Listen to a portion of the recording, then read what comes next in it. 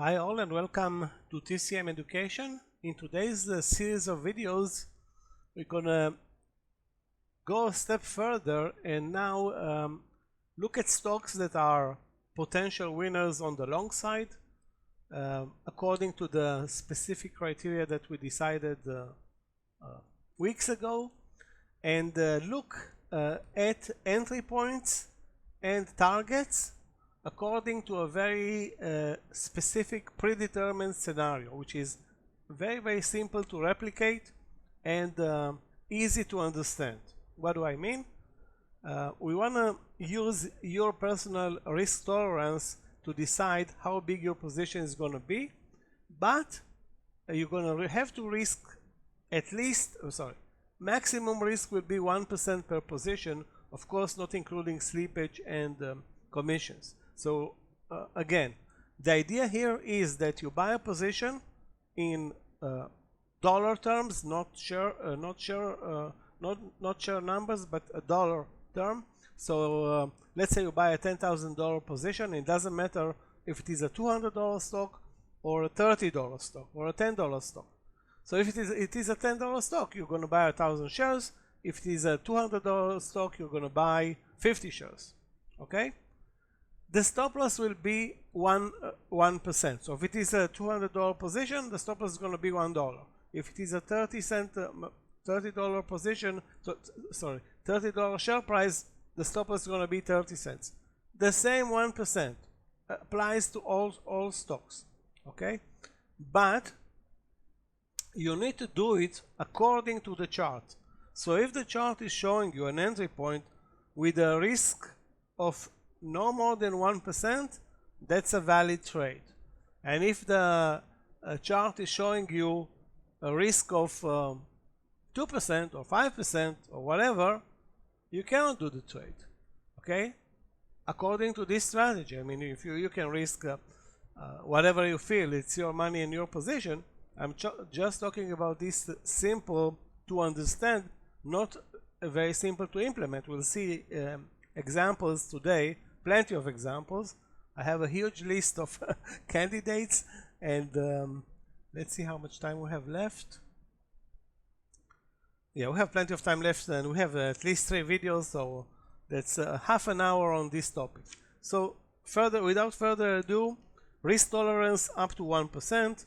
The position is going to be in terms of US dollars, and again I want to explain.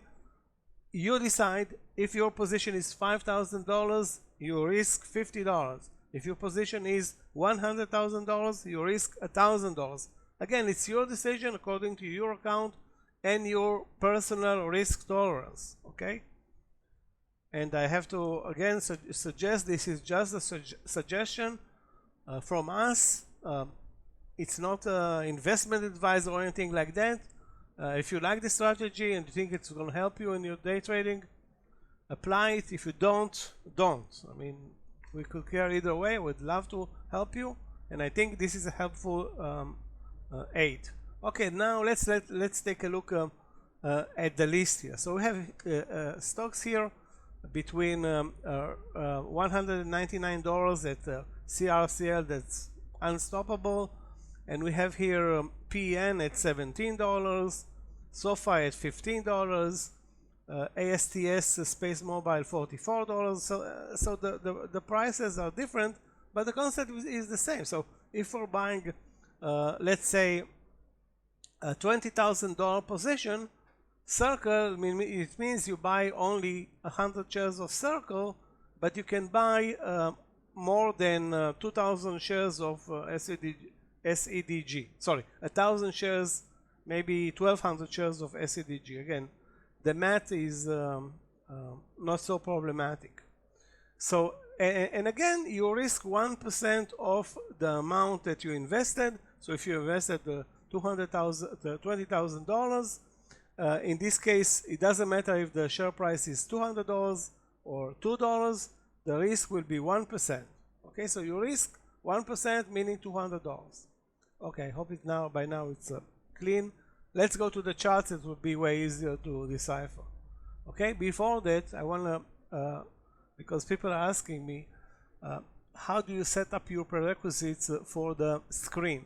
And it depends. There are so many intraday screeners and dozens of brokers, and I don't know who's using which screener under each broker, and if the screener belongs to the broker or using an outside screener. Basically, what you want to see is high volume stocks, high intraday range for the day, and you want to see, of course, a stock that's very strong versus the market. So if a stock is up 10% and the market is not doing anything, it's very strong.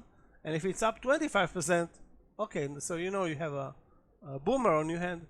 It doesn't necessarily mean that those stocks are going to be winning to the upside or the downside. That's up to the chart itself. And again, the idea here is that you, as a day trader, screen all the time screen for setups that you like. And in this example, I'm using only stocks that have more than 5 million shares on the intraday, but there are screeners that are not flexible, like this screener from Mumu. Here you can decide if you want to screen for 4 million shares, 3 million shares. Other more simplified screeners, they just have, you know, for example, I'm using this platform from a generic platform where you can only choose one volume above 1 million shares and $10. That's the option, or 1 million shares and 50,000. Sorry, yeah. 50,000 as volume and price above 10. It's again, the options vary. Obviously, if you have a dynamic screener like Mumu has, it's way better. But the results will be pretty much the same overall over a long period of time. So let's start, and I'm not going to start with Circle because that's outside of our scope. Let's go with OSCR. So that's $18 stock at the close, up 16%. Let's take a look at the intraday range. You can see the number is fine. We love more than 5% in range. This one is 4 times as much, so that's perfect. Okay, I'm talking about the percentage range, which means if the stock price is $100, 19% means $20. That's a lot. Okay. 5% means $5 from top to bottom on that given day. So further ado, let's go to OSCR and let's see the intraday chart. On this platform, I can only see the intraday chart in 3-minute bars or 1-minute bar. Obviously, I will go for the 3-minute bar. Don't have any other option right now. So what's going on here? This is the close on June 17, and we started June 18 with a spike up, a move sideways, a pullback, and then the stock starts to climb and goes from this pullback at 1650 to almost 1920. So that's a $3 move that starts pretty much at 10 and ends at 2 p.m. just before the FOMC meeting. Okay, now let's go back to our strategy. Where is an entry point where I can enter this trade with a stop loss of no more than 20 cents? Again, let's round things up. Let's say that the price of the stock is $20, which means 1% 20 cents. Where can I enter? And what are the setups that I like? Bull flags, reversals, breakouts, up from support, down from resistance. Now, being that the trend is so clear on this stock, obviously I don't think people are looking here for anybody is going to look here for a short trade. There's no indication for that whatsoever. So where can we enter the trade? Let's look at round numbers first. Let's start with 17. Assuming we're looking at this stock.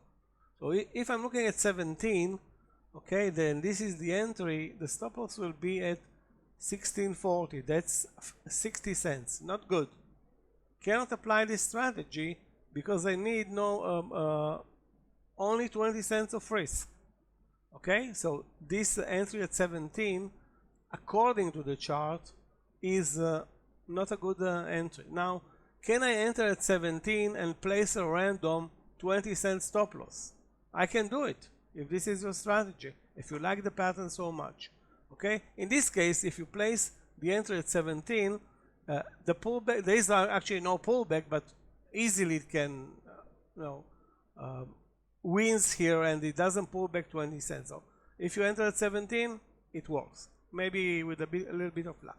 Now let's take a look at this stop, and this is an interesting top. I want to basically draw it because it's a tested level. Now the price is 1760, and you can see that the support below is 1720. So now we're talking about 40 cents alongside this consolidation sideways. Bear in mind, it's at the highs of the day. Okay, so what can you do here?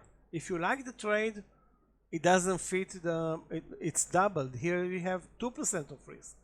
Okay, so you can see it here, 2% of risk, that's 40 cents. In this case, again, the stock climbs higher without any pullback. Can you risk 20 cents on this trade? I think you can. Again, it's according to your strategy. The trend is very, very strong. So worst case scenario, you lose 1%. Best case scenario, what can happen if you pick the right stock? Okay, so let's start with the best case scenario. The 17 entry. Let me again point it at the chart. So this is the 17 entry. And the move starts at 17, ends at 1924. Along the way, in this 3-hour move, things happen. Okay, so that's if you risk 1%, you got a 10-to-1 risk reward just because you picked the right stock. Okay, keep in mind that the OSCR, when you enter the trade here at 17, maybe wasn't even on the screener, because we are looking at the screener in retrospect and it closed at the highs of the day. Was it at the screener, or where are you looking at this stock at 10 in the morning? Question mark. Okay, I don't know if you're looking. I wasn't looking. Just making a point here that the strategy, if you pick the right stocks, can easily work. Now, the worst case scenario, if when you're trading a very liquid stock, is absolutely 1%. Give or take a couple of cents up and down, and the cost per trade, which is zero for most US brokers. So if you are trading with a US broker, not only that you're getting excess leverage, you don't pay for the commissions. Well, if you trade outside of the US, it's still way lesser commissions to trade the US markets, but you do pay a commission. I don't know which and how, but that's not part of the discussion right now. So bottom line here, anywhere you enter, you must take into account two things. First of all, if you like the personal setup, is it a breakout setup or a reversal setup? So if you buy the breakout here at 1760, the risk on the chart is 35 cents. If you buy this reversal at 1665, the risk is 25 cents. Again, the reversal may take 3 minutes and you will miss it, while this breakout takes almost half an hour. You may not miss it, again, if you focused on the chart. Now what happens late in the day is that the stock continues to climb, and by 2 p.m. I think, if you didn't buy this 10% move, by 2 p.m. Good luck with that. So you cannot enter a stock at 2 p.m. and expect another 5%. I mean, you can expect that most likely it's not going to happen. There will be pullbacks at one point. In this case for OSCR, it just did not happen. Now, does it perfectly fit the strategy? Not really.